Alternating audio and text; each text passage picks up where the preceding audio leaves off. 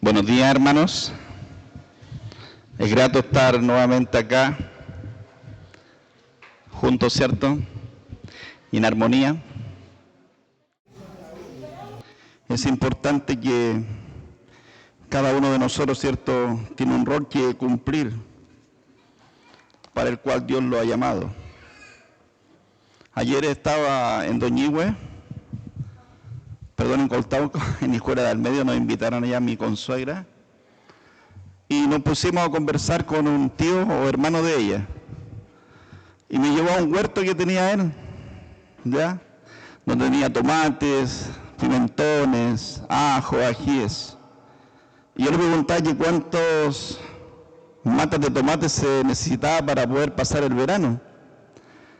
Yo pensé que eran unas 10 o 20 matas para poder sacar todos los tomates que uno necesita para el verano, y a todos nos gustan los tomates, ¿cierto?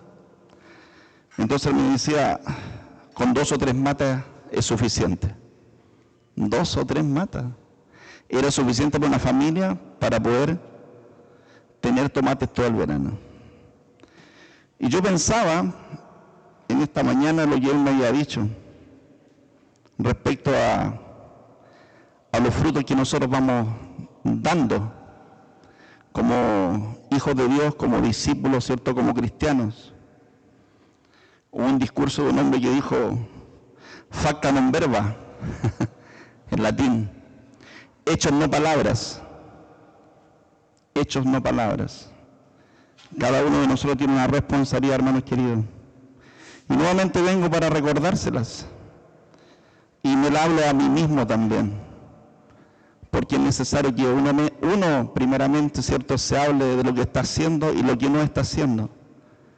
Y es importante, cada uno de nosotros, no solamente los adultos, los jóvenes, los mayores, los niños, cada uno para Dios es importante. Dice que Dios nos llamó con llamamiento santo, no porque tuviéramos buenas virtudes o fuéramos mejores que otros, sino que dice que nosotros fuimos los peores, ya, no éramos las mejores personas. Sin embargo, Dios, ¿cierto?, cuando nos llamó, produjo en nosotros y nos libertó del pecado y la muerte, porque Él quiso, por misericordia. En esta mañana quiero compartirte respecto a un hombre que huyó de Dios, no quería hacer su voluntad, ¿ya? Dios le indicó que debía ir a un pueblo, a una ciudad, y este hombre quería huir. ¿Cuántas veces nosotros hemos querido huir de nuestras responsabilidades?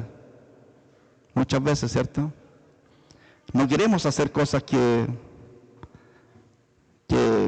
nos van a veces pensamos que nos van a perjudicar, pero son necesarias hacerlas. Como padres tenemos responsabilidades, me refiero a los varones, y como madres también. Y si nosotros huimos de ellas, el proyecto de familia no va a tener ninguna resultante. Como muchos hombres han huido de su responsabilidad como papás, y muchas mujeres también. Yo quiero compartirles solamente un capítulo, no me voy a aburrir con todo el libro de Jonás, solamente el capítulo 1. Y quiero desmenuzar, ¿cierto?, a través de estas palabras, de lo que este hombre sintió o vivió en esa época respecto al llamado que Dios le hizo, que anda y ve a Nínive, una ciudad de 120.000 habitantes, ¿cierto?, un pueblo sanguinario, un pueblo cruel, que odiaba a Israel. ¿Cuánta gente nos odia a nosotros como cristianos cuando abrimos nuestra boca? ¿Cuántos se oponen al Evangelio? ¿Cuántos se oponen a lo que les compartimos? Muchos no quieren nada con nosotros. Se alejan de nosotros. La confrontación, ¿cierto? La confrontación de la fe. La cultura del reino tiene que estar impregnada en cada uno de nosotros. Esa cultura que muchas veces nos cuesta porque somos permeados diariamente por diferentes ideologías que se transmiten a través de la televisión, de la educación, de las formas de vida de esta sociedad. que no es de la mejor. Porque ¿quién puede decir que esta sociedad va camino a lo bueno, a camino a lo mejor? Yo creo que no hay respuesta para ellos.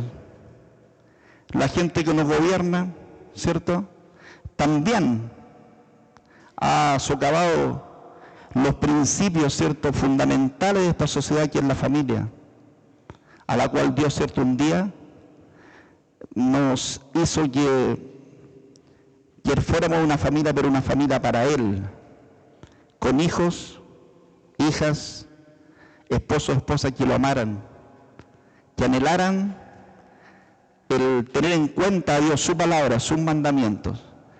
Entonces quiero compartirte, voy a abrir el trasfondo primeramente de Jonás, ¿ya? ¿Cómo era este hombre? No especifica mucho, pero vamos a leer en su palabra lo que dice de él. Dice así: Jonás, el único profeta galileo del Antiguo Testamento, nació en Israel y creció en una ciudad llamada Gat-Efer, a unas 3 millas o 5 kilómetros de Nazaret. Permiso. Tengo que usar lente y no lo he comprado, por si acaso. Entonces me cuesta un poco leer algunas palabras. Entonces dice que Jonás recibe una comisión de Dios para predicar arrepentimiento en Asiria, una nación gentil, actualmente Irak, o parte de Irak, la parte más extrema de Irak, parte de Turquía también.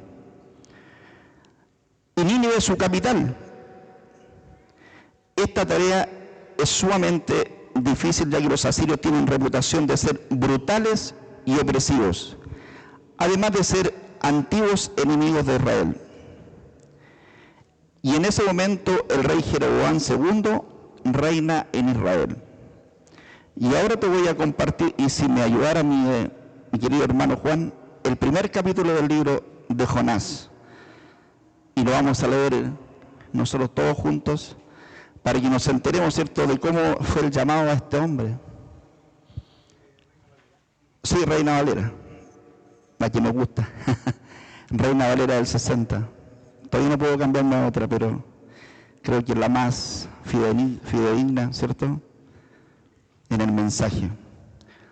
Entonces dice: vino palabra de Jehová a Jonás, hijo de Amitai, diciendo: levántate y ve a Nínive, aquella gran ciudad, y pregona contra ella, porque ha subido su maldad delante de mí. Y Jonás se levantó para huir de la presencia de Jehová a Tarsis, y descendió a Jope, y halló una nave que partía para Tarsis, y pagando su pasaje entró en ella para que irse con ellos a Tarsis, lejos de la presencia de Jehová. Pero Jehová, dice, hizo levantar un gran viento en el mar, y hubo en el mar una tempestad tan grande que se pensó que se partía la nave.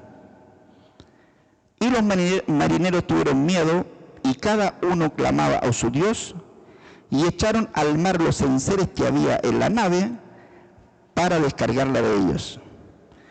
Pero Jonás había bajado al interior de la nave y se había echado a dormir. Y el patrón de la nave se le acercó y le dijo: ¿qué tienes, dormilón? Levántate y clama a tu Dios, quizás Él tendrá compasión de nosotros y no pereceremos. Y dijeron cada uno a sus compañeros: venid y echemos suerte, para que sepamos por causa de quién nos ha venido este mal. Y echaron suertes, y la suerte cayó sobre Jonás. Entonces le dijeron ellos: decláranos ahora por qué nos ha venido este mal. ¿Qué oficio tienes y de dónde vienes? ¿Cuál es tu tierra y de qué pueblo eres? Y él respondió: soy hebreo y temo a Jehová, Dios de los cielos, que hizo el mar y la tierra. Y aquellos hombres temieron sobremanera y le dijeron: ¿por qué has hecho esto? Porque ellos sabían que huía de la presencia de Jehová, pues él se los había declarado. Y le dijeron: ¿qué haremos contigo para que el mar se nos aquiete? Porque el mar se iba se ha embravecido más y más.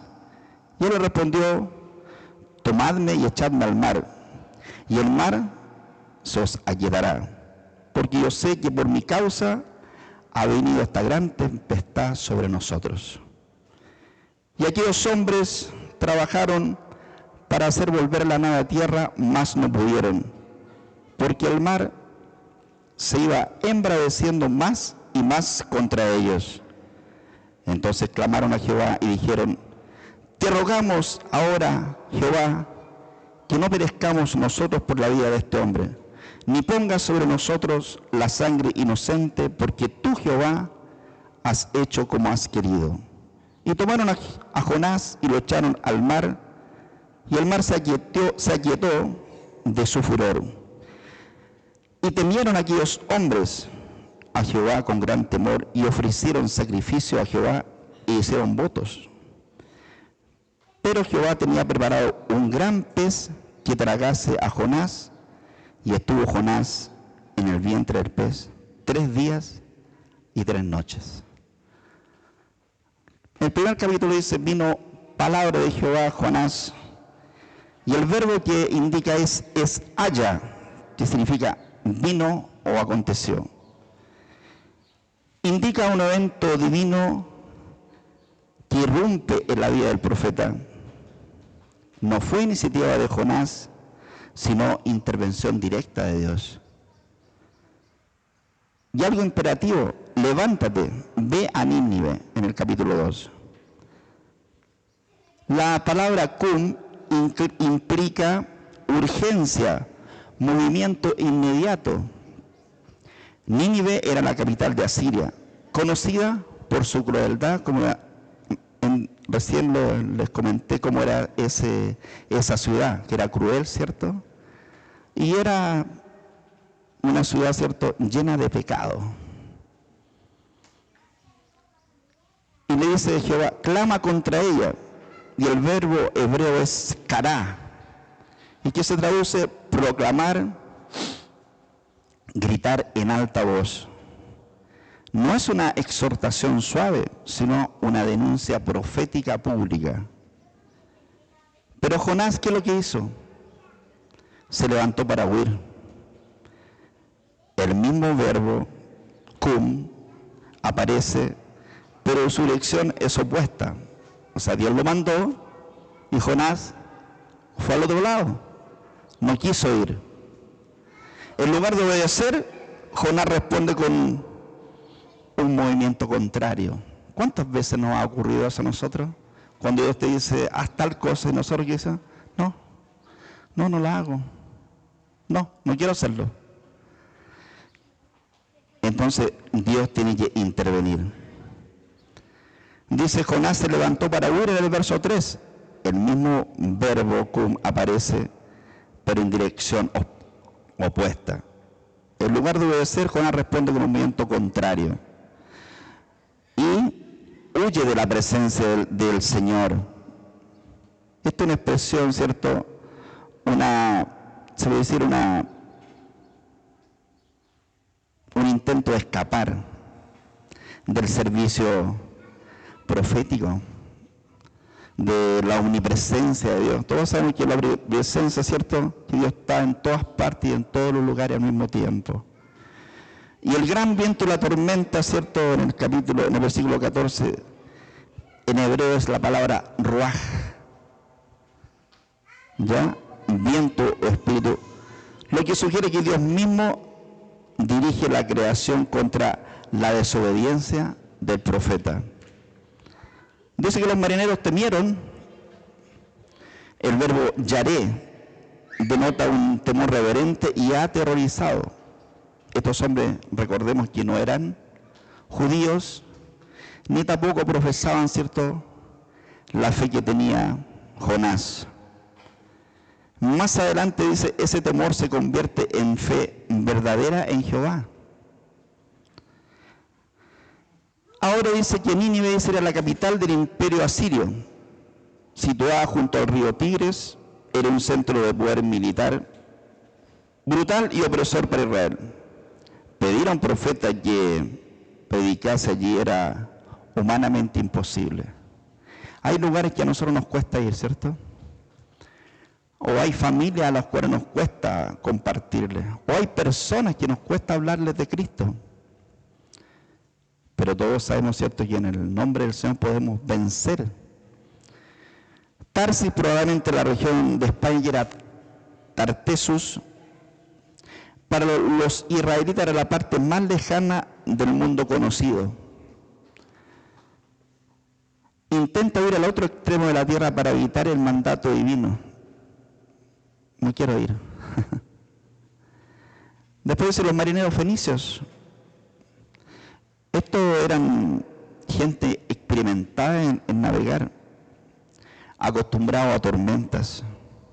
El hecho de que temían indica la magnitud sobrenatural del temporal, porque empezó así repentinamente este temporal. Y la palabra echar suertes era una costumbre común en el antiguo cercano oriente para discernir la voluntad divina. Dios se vale de esta práctica cultural para señalar a Jonás. Después dice sacrificio y votos, que está en el verso 16. Los marineros adoptan la adoración a Jehová mostrando un contraste. Los paganos se rinden mientras el profeta se resiste. Dios llama, pero no todos obedecen. Dios llama y no todos obedecen. Nos cuesta a nosotros eso. Dios nos llamó con llamamiento santo, pero no todos queremos obedecer, no todos queremos hacer su voluntad. Jonás representa al creyente que conoce la voz de Dios. ¿Cuántos han escuchado la voz de Dios? A través de su palabra, a través de un mensaje, a través de un hermano. Conocemos, ¿cierto?, la voz de Dios.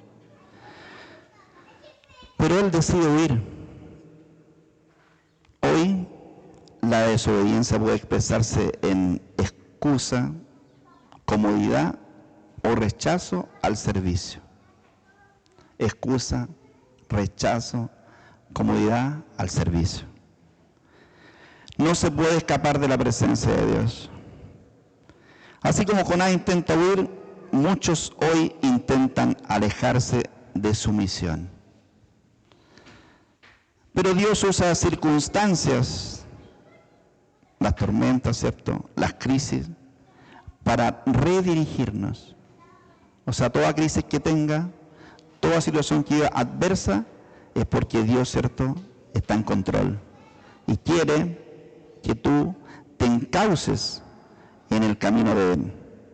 Antiguamente a los primeros cristianos se les llamaban los del camino,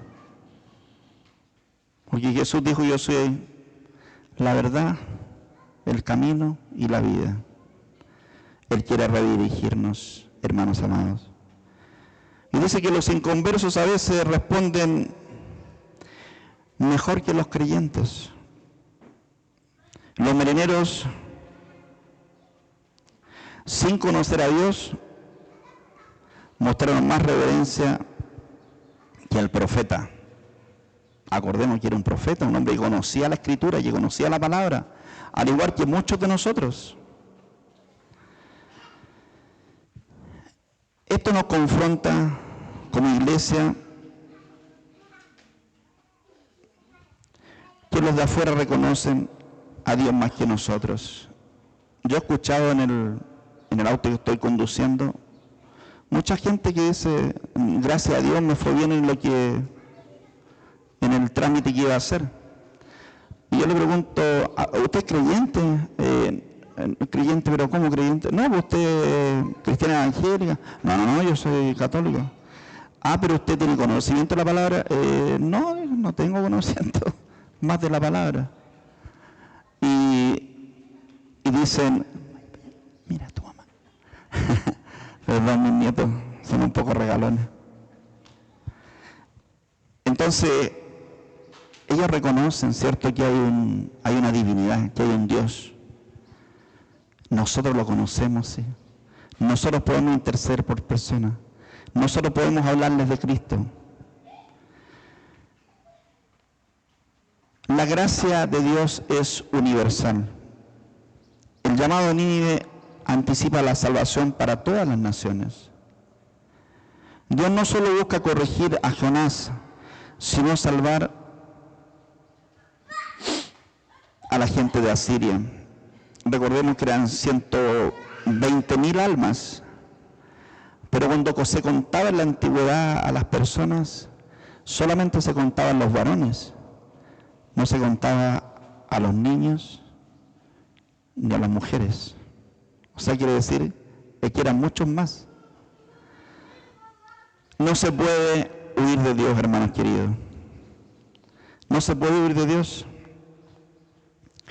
Dios llama a Jonás con claridad, pero él responde con rebeldía. El capítulo muestra las consecuencias de huir de la voluntad de Dios. Tranquila.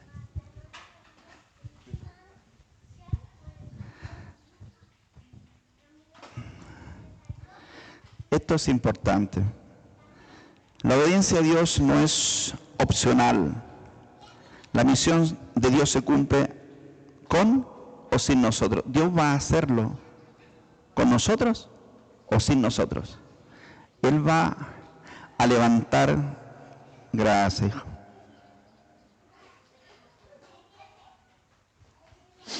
Él va a levantar, ¿cierto?, personas, ¿cierto?, o gente que no ha sido llamada como nosotros. Yo doy gracias al Señor que fui llamado sin dolor, como hay personas que fueron llamadas con dolor. Y doy gracias al Señor por ello. Si ustedes se dan cuenta, tengo una familia grande, con muchos hijos, muchos nietos. Pero eso todo lo dio el Señor, nosotros con Isaac no planificamos nuestra vida y nuestra familia. Nuestras 3 últimas hijas fueran todas con tratamiento. ¿Te das cuenta? O sea que Dios hace como Él quiere. Entonces el llamado de Dios es claro e ineludible. La palabra de Dios llega con autoridad. El mandato es directo y dice: levántate y ve.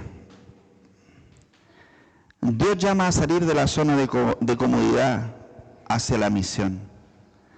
Siempre hablamos del ministerio de la reconciliación. Cada uno de nosotros tiene el ministerio de la reconciliación. Esa es nuestra misión.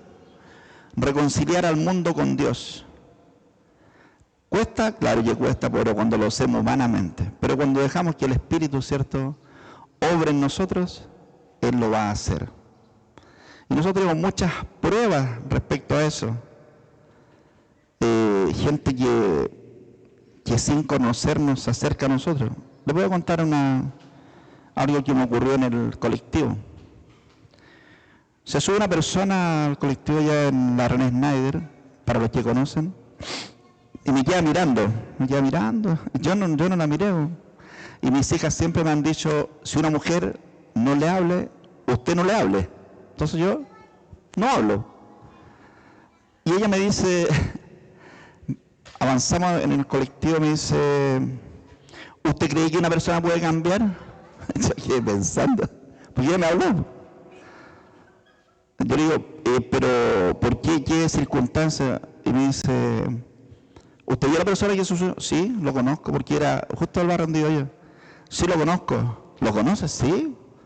¿Y hace cuánto lo conoce? Bueno, llevo aquí como 50 años viviendo en esta población. Me he ido, pero siempre estoy volviendo al lugar. ¿Usted lo conoce? Sí. ¿Y qué opina de él? Bueno, un drogadicto, le dije, que no tiene recuperación, le dije. No, es que yo he rezado, ojo, he rezado. Y le he pedido a Dios, ¿cierto?, que pueda cambiarlo. Ya le dije, yo tuve 2 hijos con él, pero él cayó en la droga, dijo, y ahí no se ha levantado, más lleva más de 40 años en la droga. Y le indico, difícil tarea. Los drogadictos, le dije, es un milagro que Dios los pueda rescatar. Dios puede hacerlo, sí. Pero la persona que dice creer en Dios, tiene que entregárselo a Dios. ¿Cómo es eso? Me dice.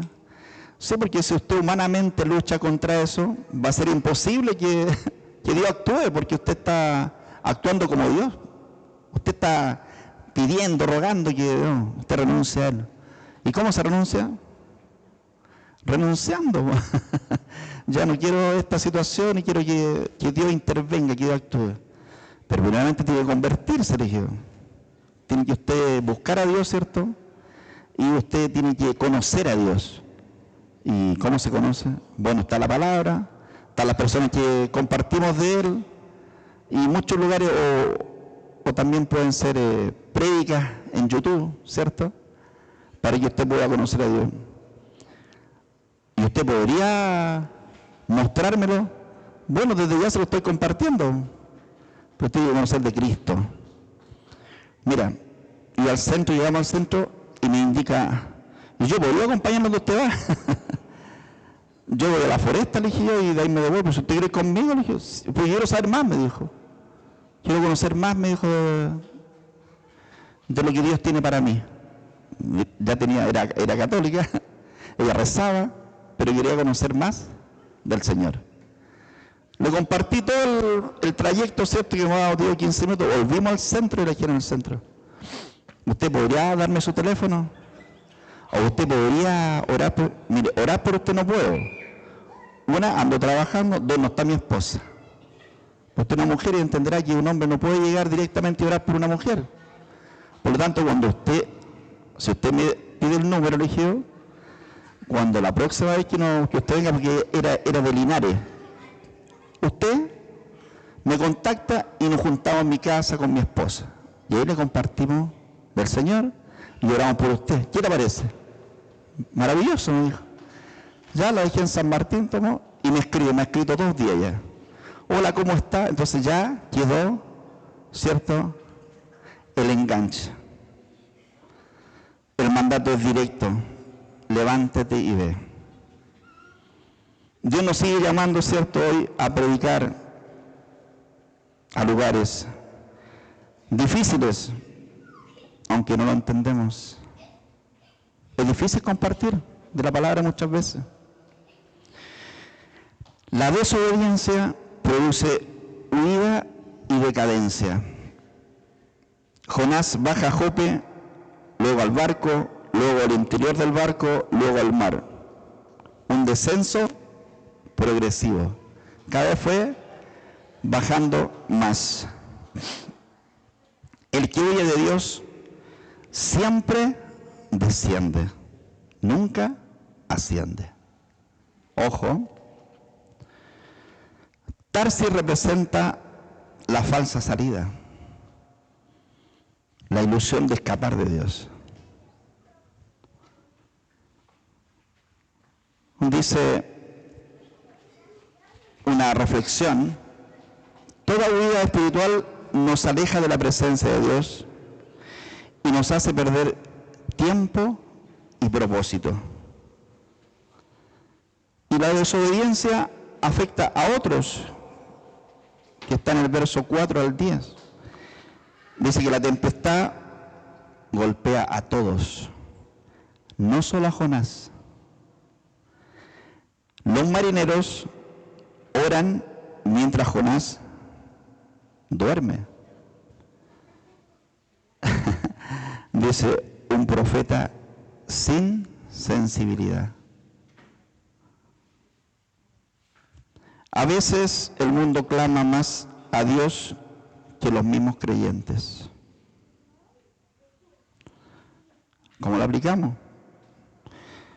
Nuestra infidelidad como discípulos, pastores, obreros, encargados de obras, trae crisis a la familia, a la iglesia y a la sociedad. La disciplina de Dios busca restauración. La tormenta no es para destruir, sino para corregir. Jonás reconoce su culpa y se entrega al mar. Y dice que Dios envió un gran pez juicio, pero también protección. Aplicación. La disciplina divina nunca es caprichosa. Busca devolvernos al camino correcto. Hermanos amados, no podemos huir de la presencia de Dios. Siempre es importante que obedezcamos a ese mandato divino y no ser como Jonás. Ya, Jonás quiso huir y sin embargo Dios no permitió que huyera. Es más, durante 40 días le predicó a la ciudad de Nínive. Y al final dice del libro de Jonás, dice que el rey, ¿cierto?, de esa ciudad se vistió de cilicio, con ropa como sacos, ¿cierto? Se tiró ceniza y empezaron a clamar a Dios que perdonara la ciudad. Es más, dice que hasta los animales, a los animales también dejaron de comer, no dieron comida, los también les tiraron ceniza, ¿cierto? Y toda la ciudad empezó a clamar para que Dios perdonara a esa ciudad. Hermanos amados, nosotros muchas veces somos los Jonás, ¿ya? Y queremos huir de nuestras responsabilidades como discípulos, como hijos del Señor. Debemos actuar en fe y pedirle a Dios de que Él obre en medio nuestro, que abra los ojos de nuestro entendimiento. La vida es tan corta, hermanos queridos. Yo me acuerdo, tenía 20 años, tengo 61 años. Y la vida se nos pasó así, con mi esposa. Pero en el transcurso de ese tiempo hemos logrado rescatar a algunos. Y otros han vuelto al mundo. Nosotros hemos permanecido, pero gracias a Dios que Él nos ha ayudado, que ha fortalecido nuestras vidas. Y también yo los insto, ¿cierto?, a que puedan someterse a la autoridad. Pedirle a Dios, ¿cierto?, que si tengo un llamado, una misión, cumplirla. Así que, hermanos queridos, es solamente un capítulo del libro de Jonás, pero que nos entrega verdades, ¿cierto?, que muchas veces no las pasamos como que de largo, ¿cierto? Pero aquí un pequeño atisbo de lo que Dios quiere de nosotros.